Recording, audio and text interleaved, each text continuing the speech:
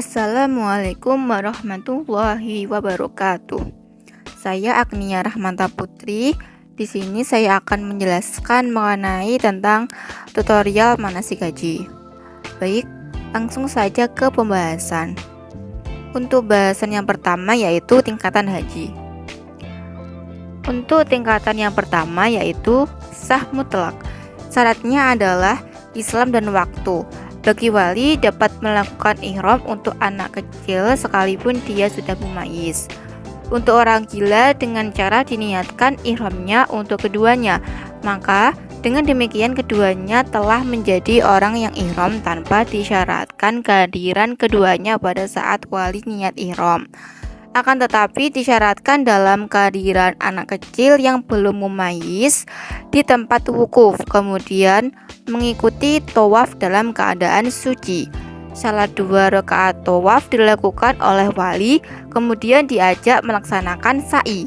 Diambilkan batu untuk melempar jumroh jika ia mampu melakukannya sendiri, tetapi jika ia tidak mampu, maka dilemparkan oleh walinya. Sedangkan bagi yang sudah mumayyiz, maka ia mengerjakan sendiri amalan-amalan hajinya. Untuk tingkatan yang kedua yaitu sah melaksanakan haji. Syaratnya adalah Islam, tamyiz, dan waktu.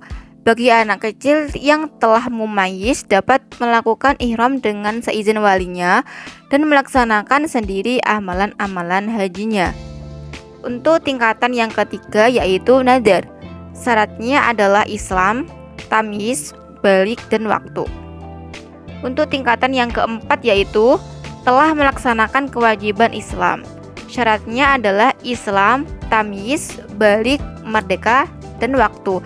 Meskipun tidak mampu, maka hajinya orang miskin dianggap sebagai haji dalam Islam, meskipun dia haram berpergian jika sangat membahayakan.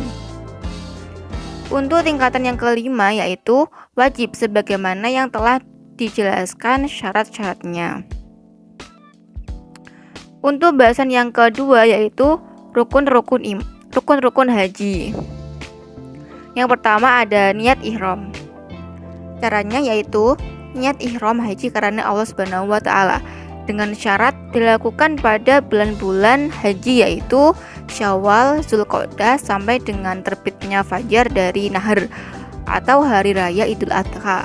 Sunnah melafalkan niat dengan lisan seperti untuk dirinya sendiri membaca nawaitul hajja wa ahramta bihillahi ta'ala. Untuk orang lain membaca nawaitul hajja anil fulan wa ahramta bihi anhullahu ta'ala. Kemudian membaca talbiyah yaitu labbaik Allahumma labbaik labbaik la syarika lak labbaik innal hamda wan ni'mal laka wal mulka la syarika lak. Kemudian membaca sholawat Nabi Shallallahu Alaihi Wasallam dan berdoa memohon ridho Allah dan surganya. Orang laki-laki yang hendak ihram harus melepaskan pakaian yang menutupi badannya seperti baju, jubah, dan kaos kaki. Disunahkan baginya mandi dengan niat mandi ihram dan memakai wangi-wangian sesudah mandi dan sebelum ihram. Orang laki-laki memakai sarung dan selendang dan diutamakan yang warna putih dan memakai sandal. Sedangkan orang perempuan memakai pakaian lengan panjang, kemudian sholat 2 rakaat dengan niat sholat sunnah ihram dengan membaca surat Al-Kafirun pada rakaat pertama dan surat Al-Ikhlas pada rakaat yang kedua. Disunahkan menghadap ke kiblat pada saat niat ihram dan banyak membaca talbiyah selama ihram. Untuk rukun yang kedua yaitu wukuf di Arafah. Waktunya yaitu mulai tergelincirnya matahari tanggal 9 Zulhijjah sampai dengan terbitnya fajar pada hari raya Idul Adha. Ketentuannya yaitu yang pertama, wukuf harus berada di tanah Arafah meskipun sebentar. Yang kedua, wukuf harus dilakukan oleh orang yang ibadahnya karena itu yang sah ibadahnya. Karena itu tidak sah wukufnya orang gila, tidak sadar atau mabuk. Untuk yang ketiga yaitu disunahkan wukuf dengan menghadap kiblat, bersuci dari hadas dan najis, berada di bawah terik matahari kecuali ada uzur, khusyuk menghadirkan hati bersama Allah dan menangis, menjauhi cacian dan permusuhan dan berprasangka baik kepada Allah, berusaha agar makanan, minuman, dan pakaiannya diperoleh dari cara yang halal, yang terhindar dari syubhat. Banyak membaca tasbih, tahmid, tahlil, takbir, istighfar, membaca talbiyah, membaca Al-Quran, sholawat Nabi, bersedekah meskipun sedikit, baik siang maupun malam. Untuk rukun yang ketiga yaitu tawaf ifadah, dilaksanakan setelah meninggalkan Arafah yang waktunya mulai tengah malam hari raya Idul Adha. Syaratnya yaitu yang pertama dilakukan sebanyak 7 kali. Jika kurang dari itu, meskipun sedikit, maka tidak sah. Jika ia ragu mengenai bilangan tawafnya, maka harus mengambil bilangan yang lebih sedikit. Untuk yang kedua yaitu setiap akhir putaran menghadap ke Hajar Aswad, sebagaimana pada saat memulai dan maju sedikit lurus dengan pintu Ka'bah. Untuk sempurnanya putaran.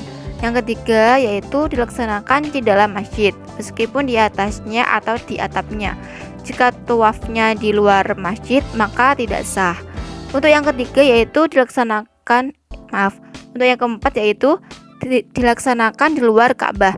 Yang termasuk Ka'bah adalah Syadran dan Hijr Ismail. Maka orang yang tawaf harus berada di luarnya.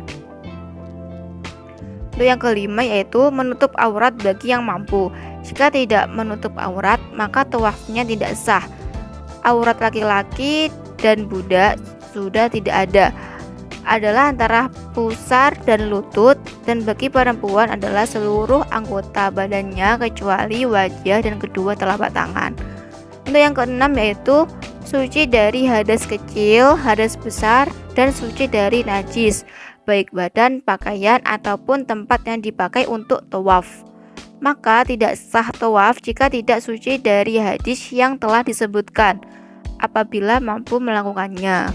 Itu yang ketujuh yaitu tidak ada sesuatu yang memalingkan. Jika ia berjalan dengan cepat karena khawatir disentuh oleh wanita atau untuk melihat temannya, maka tawafnya tidak sah atau tidak sempurna. Yang kedelapan yaitu mengawali dari Hajar Aswad. Jika mengawali dari yang lainnya seperti pintu, maka tawafnya yang sebelum Hajar Aswad tidak dihitung. Jika telah sampai di Hajar Aswad, maka ia baru mengawali tawafnya. Untuk yang kesembilan yaitu seluruh anggota tubuh sisi kiri harus lurus dengan seluruh atau sebagian Hajar Aswad. Jika seseorang memulai tawafnya dari Hajar Aswad, akan tetapi tidak semua anggota tubuh sisi kirinya menghadap ke Hajar Aswad, misalnya sebagian lurus ke pintu, maka tawafnya tidak dihitung sampai seluruh tubuh sisi kirinya lurus dengan Hajar Aswad. Untuk yang ke-10 yaitu berjalan ke depan. Jika seseorang berjalan mundur, maka tawafnya tidak sah. Untuk yang ke-11 yaitu posisi Ka'bah berada di sebelah kirinya. Untuk yang ke-12 berniat mengelilingi Ka'bah. Jika seseorang mengelilingi Ka'bah tetapi ia tidak mengetahuinya, maka tawafnya tidak dihitung. Semua syarat di atas berlaku, tidak hanya untuk tawaf ifadah, akan tetapi untuk seluruh tawaf, yaitu tawaf ifadah, tawaf qudum, dan tawaf wada. Sunah-sunah tawaf. Ada beberapa hal yang disunahkan pada waktu tawaf, diantaranya berjalan kecuali ada uzur seperti sakit.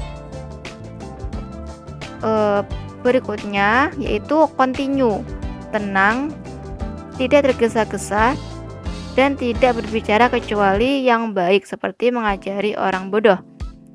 Dekat dengan Ka'bah jika tidak memberatkan karena berdesak-desakan.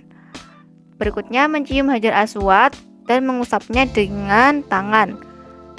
Untuk berikutnya yaitu berlari-lari kecil bagi orang laki-laki pada 3 putaran pertama yang dianjurkan dengan sa'i. Hal-hal yang dimakruhkan pada waktu tawaf: meletakkan tangan di belakang punggung dengan bersidekap, meletakkannya di mulut kecuali saat menguap, menggandengkan jari-jari tangan kanan dengan jari-jari tangan kirinya, makan atau minum saat tawaf, tertawa, menahan kencing, buang air besar, atau kentut. Untuk rukun yang keempat yaitu sa'i antara Safa dan Marwah. Syarat-syarat sahnya sa'i ada 6. Untuk yang pertama, dilakukan 7 kali dihitung dari Safa ke Marwah, yaitu 1 kali, dan dari Marwah ke Safa yaitu 1 kali. Yang kedua, menempuh seluruh jarak sa'i. Yang ketiga, berada di dalam tempat sa'i sebagaimana yang diketahui sekarang ini. Yang keempat, dilakukan setelah tawaf ifadah dan tawaf kudum. Apabila orang yang sa'i sebelum wukuf di Arafah setelah tawaf kudum, jika ia telah wukuf di Arafah setelah tawaf kudum dan sebelum sa'i, maka sa'inya tidak sah kecuali setelah tawaf ifadah. Untuk yang kelima yaitu tidak ada sesuatu yang memalingkan dari sa'i. Jika sa'i dengan niat mencari orang yang punya hutang atau untuk lomba, maka sa'inya tidak sah. Untuk yang keenam yaitu memulainya dari Safa. Untuk hitungan ganjilnya yaitu ke-1, ke-3, ke-5, dan ke-7. Dan dari Marwah untuk yang genap yaitu ke-2, ke-4, dan ke-6. Sunnah-sunnah sa'i. Sunnah-sunnah sa'i antara lain yaitu keluar sa'i dari pintu Safa setelah selesai sholat dan mengusap Hajar Aswad, menutup aurat, suci dari hadis dan najis, berjalan bagi yang mampu, mengawali dan mengakhiri berjalan dengan pelan-pelan atau kontinu antara sa'i yang pertama sampai dengan yang terakhir. Namun jika tidak kontinu maka tidak apa-apa naik ke bukit Safa dan Marwah bagi laki-laki setinggi-tingginya, setinggi badannya, memperbanyak zikir kepada Allah, istighfar dan berdoa, dan lebih utama dengan doa yang matsur atau bersumber dari Rasulullah SAW, menghindari mengganggu orang lain, tidak melakukan hal-hal yang mengganggu kekhusyukan hati seperti melihat orang lain yang sa'i. Hal-hal yang makruh ketika dilakukan pada saat sa'i yaitu berdiri di tengah tempat sa'i atau duduk di bukit Safa dan Marwah jika tidak ada uzur. Untuk rukun yang kelima yaitu memotong rambut kepala dan bukan rambut yang lain. Tidak mencukupi jika memotong rambut yang ada di wajah atau yang lainnya. Minimal mengambil 3 helai rambut kepala sekalipun terpisah-pisah dan tidak boleh kurang dari 3 helai rambut. Untuk rukun yang keenam yaitu tertib, yaitu dengan mendahulukan ihram daripada rukun yang lainnya, mendahulukan wukuf di Arafah daripada tawaf, dan memotong rambut, mendahulukan tawaf daripada sa'i jika ia belum sa'i setelah tawaf kudum. Rukun-rukun di atas tidak dapat diganti dengan membayar dam. Sekian dari saya. Wassalamualaikum warahmatullahi wabarakatuh.